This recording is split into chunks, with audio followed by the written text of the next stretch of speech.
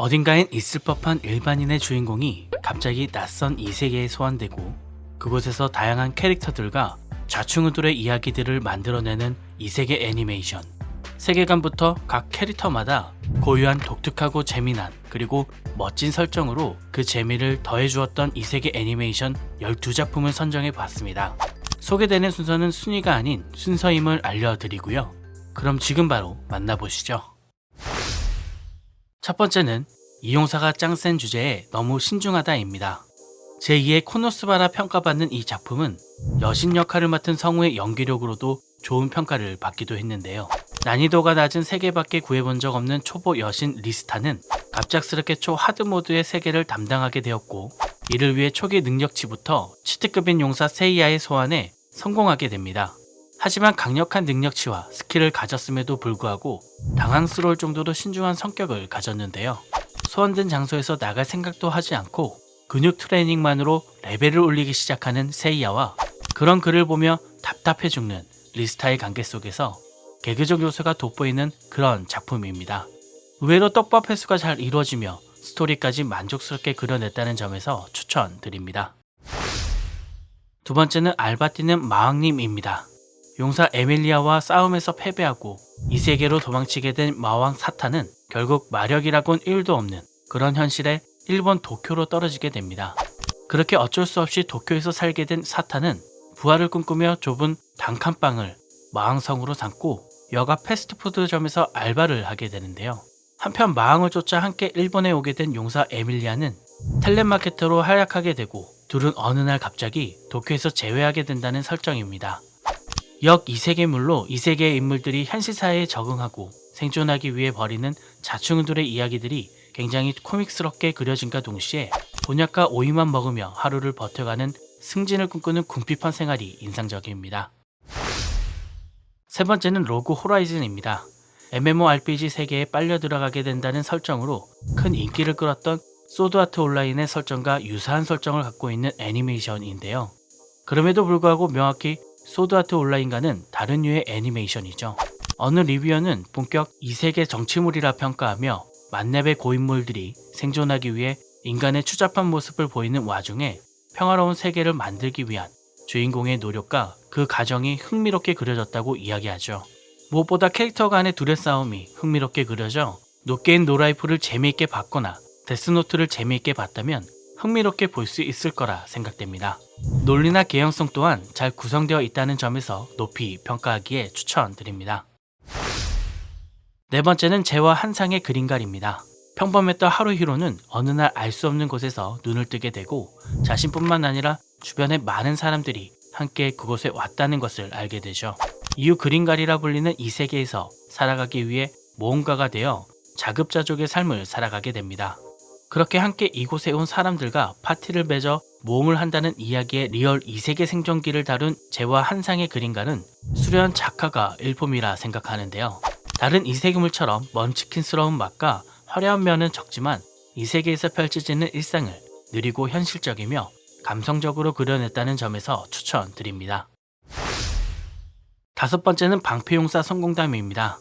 일반적인 이세계물에 대한 편견은 먼치킨스럽거나 하렘 그리고 파티 문화일 텐데요. 방패용사 성공담은 먼치킨도 하렘도 파티가 아닌 철저히 이러한 부분을 한 번 더 꼬아 만든 작품이라 생각됩니다. 작중 주인공인 나오미는 그 다양한 전설의 무기 중 방패용사가 되어버리고 공격 무기가 아닌 방어 무기로 여러 상황들을 마주해야만 하는 상황들이 다가오는데요. 억울하게 누명을 쓰거나 차별받게 되는 상황에 주인공도 보는 사람도 화가 나고 그러한 분노가 쌓이고 쌓여 폭발해내는 연출이 굉장히 인상적이었습니다. 여섯 번째는 아픈 건 싫어하므로 방어력에 올인하려고 합니다입니다. 사실 엄연히 따지면 이 세계는 아니죠. 작품의 무대가 현실이 아닌 VR MMORPG 세계를 그리고 있습니다. 가상현실에 접속한 주인공이 게임 속에서 무엇을 해야 할지 몰라 모든 스테이터스를 방어에 몰빵하게 되고 게임의 특이함과 맞물려 절대 방어라는 스킬을 낳으며 어지간한 일로는 데미지가 1도 들어가지 않는 철벽의 최강 캐릭터를 탄생시키게 됩니다. 이렇게 특이한 플레이로 인해 벌어지는 웃기고 신기하며 가슴 후련한 이야기를 그리고 있는 것이 바로 아픈 건 싫어하므로 방어력에 올인하려고 합니다입니다.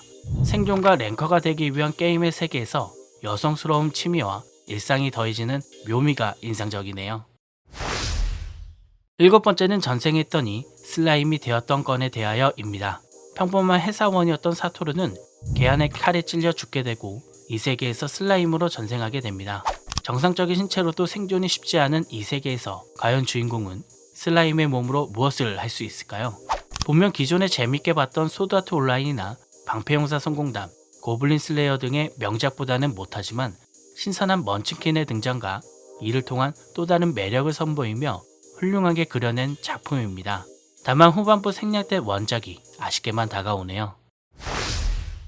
여덟 번째는 리, 처음부터 시작하는 이 세계 생활입니다. 편의점에서 돌아왔던 스바루는 이 세계로 소환되게 되고 강도의 습격을 받게 됩니다.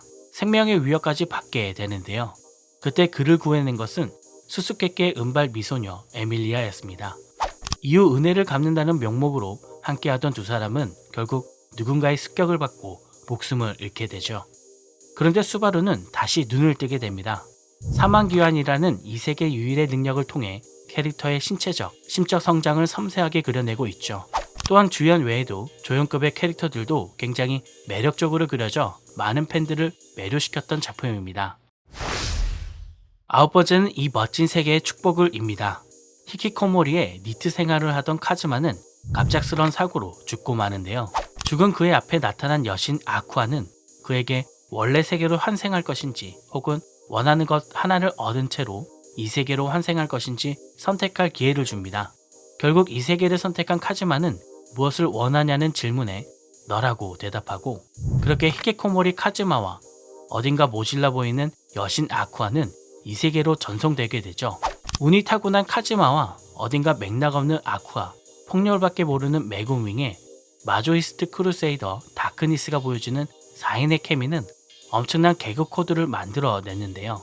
아무 생각 없이 웃고 즐기며 힐링할 수 있는 그런 애니메이션입니다. 열 번째는 오버로드입니다. 온라인 게임인 위그드라실의 유저 모몬가는 그동안 아인즈울 고운 길드를 성장시켜왔지만 부시대 게임이 되어버리며 이제 곧 서비스 종료가 되어버릴 실정이었죠. 모몬가는 모든 걸 정리하기 위해 마지막으로 접속하게 되고 종료를 기다리는 과정에서 게임이 끝나지 않게 됩니다. 또한 로그아웃이 되지 않으며 결국 게임이 현실화되고 마는데요. 더 이상 게임이 아닌 현실이 되어버린 이곳에서 과연 어떤 일들이 벌어질까요? 세계관부터 몰입도까지 빠질 게 없이 높이 평가받는 작품으로 먼치킨을 좋아하거나 판타지물을 좋아한다면 시청을 추천드립니다. 11번째는 소드아트 온라인입니다. 이 세계물의 표준이라 생각되는 작품이기도 한데요. VR MMORPG 소드아트 온라인을 배경으로 솔로 플레이어인 키리토는 수많은 유저들과 함께 게임 속에 갇히게 되고 생존과 탈출을 위해 노력하는 과정에서 아스날을 마주하게 되죠. 게임 속 세상에서 벌어지는 현실보다 더욱 현실 같은 일들을 겪으면서 둘은 서로를 더욱 이해하게 되고 마음을 나누게 되면서 한편의 드라마와 같은 분위기를 만들어냅니다. 개인적으로는 스토리나 연출, 캐릭터성 모두 높은 수준으로 그려지며 흥미를 이끌어냈고 무엇보다 긴장감 있는 전개와 떡밥 횟수 등이 자꾸만 다음의 에피소드를 기다리게 만든다는 점에서 추천드립니다. 12번째는 노게임 노라이프입니다. 현실은 백수지만 온라인 게임 속에선 천재 게이머로 통하는 남매 소로와 시로는 모든 것이 게임으로 결정되어지는 이 세계로 빨려들어가 철저히 두뇌 게임을 펼치게 되는데요. 히키코모리의 인생이지만 모든 것이 게임으로 결정되는 이 세계를 제패하겠다는 소라 시로 남매, 과연 이 둘은 이 세계를 제패할 수 있을까요? 게임을 소재로 이를 풀어가는 엄청난 능력을 선보이며 먼치킨스러운 분위기를 아주 잘 연출했는데요. 분위기는 가볍지만 이야기는 웅장한 느낌으로 누구나 즐길 수 있다는 점에서 추천드립니다. 이상 덕후였습니다. 감사합니다.